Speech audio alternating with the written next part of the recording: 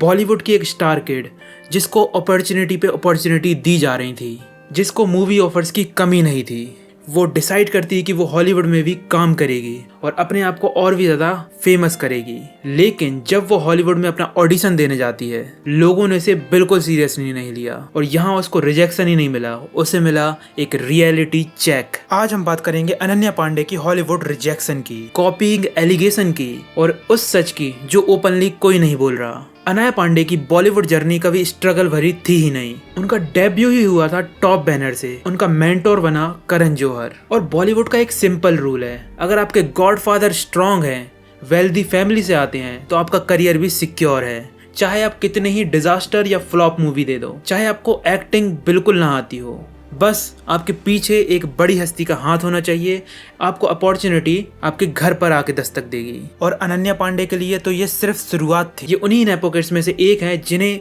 Without कोई struggle के हर project दे दिया जाता। ब्रांड डील, अवार्ड शो में स्पॉटलाइट और ब्रिक प्रोजेक्ट जैसे लाइन्स ही लग गई थी इनके लिए। और ये सारी चीजें एक इल्यूजन क्रिएट करता है कि आप ऑलरेडी परफेक्ट हो, और ये इल्यूजन इनके लिए काफी डेंजरस होने वाला था। और इसी इल्यूजन के चक्कर में आता है वो फेज जब हर बॉलीवुड एक्टर ये सोचता है कि अब तो ग्लोबल बनना है। और इंस्पिरेशन बनती है प्रियंका चोपड़ा और दीपिका पादुकोण, जिन्होंने ईयर्स तक ग्राइंड करके अपनी हॉलीवुड में जगह बनाई। नो डाउट ये दोनों एक्ट्रेस हैं, वो अपने क्राफ्ट और अपनी एक्टिंग के लिए जानी भी जाती हैं। और दूसरी ओर है अनन्या पांडे, जो सोच रही थी कि वो भी परफेक्ट है ग्लोबल एक्ट्रेस बनने के लिए। उनके अंदर भी उतनी कैपेबिलिटी है, उनके अंदर भी इतना अच्छा क्राफ्ट है जो ग्लोबली सिनेमा में भी सक्सेसफुल बन सकती हैं या उन्हें भी चांस मिल सकता है। और अनन्या ने भी सेम ड्रीम देखा, पर ऑनेस्टली ड्रीम गलत था। और प्रॉब्लम यहीं से स्टार्ट होती है, जब आप शॉर्टकट से इंटरनेशनल लेवल पर जंप करते हो, जबकि आपने स्ट्रगल देखा ही नहीं,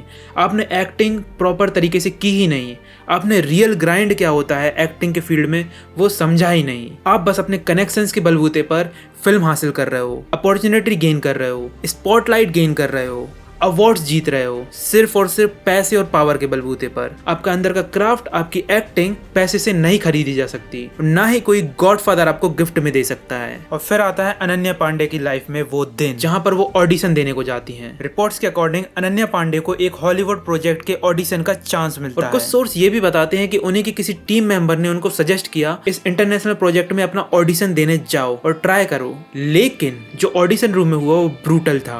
अनन्या पांडे की एक्टिंग को देखकर कास्टिंग डायरेक्टर इंप्रेस होने की बजाय हंसने लगा। इमेजिन करो इस एक्ट्रेस को जिसे बॉलीवुड में फ्यूचर स्टार बोला जा रहा है, जिसको स्पॉटलाइट दी जा रही है, उसके ऊपर एक इंटरनेशनल कास्टिंग डायरेक्टर हंस देता है, उसकी एक्टिंग को एज अ जोक की तरह लेता है, तो उसकी इमेज का क्या होगा, उसकी ईगो का क्या होगा। और यही डिफरेंस है बॉलीवुड और हॉलीवुड में, जहां बॉलीवुड सिर्फ 3 चीजों पे चलता है, नेटवर्क, पीआर, सरनेम। और दूसरी ओर है हॉलीवुड, जो ऑडिशन, परफॉर्मेंस और टैलेंट पे चलता है। फर्क नहीं पड़ता कि आप कितने बड़े स्टार के बेटे हो या बेटी हो, फर्क नहीं पड़ता कि आपने कितनी ट्रेनिंग की है, और फर्क नहीं पड़ता कि आप कितने बड़े बैकग्राउंड से आते हो, आपको वहां पर अपना क्राफ्ट, आपकी एक्टिंग दिखानी पड़ेगी। सिर्फ सरनेम और अपने पावरफुल फैमिली की बदौलत आपको काम नहीं मिलेगा। और वहाँ कोई पापा जौहर भी नहीं है जो आपको सजेस्ट करके आपको फिल्म दिलवा दे। सिर्फ और सिर्फ टैलेंट चलता है हॉलीवुड में। और इस सब के बाद अनन्या पांडे का होता है इमोशनल ब्रेकडाउन, जब ये सारी रियलिटी हिट करती है आपको कि कितनी आसानी से आपको बॉलीवुड में काम दिया जाता है, कितनी आसानी से आपके सिंपल से स्किल सेट को लेकर, आपकी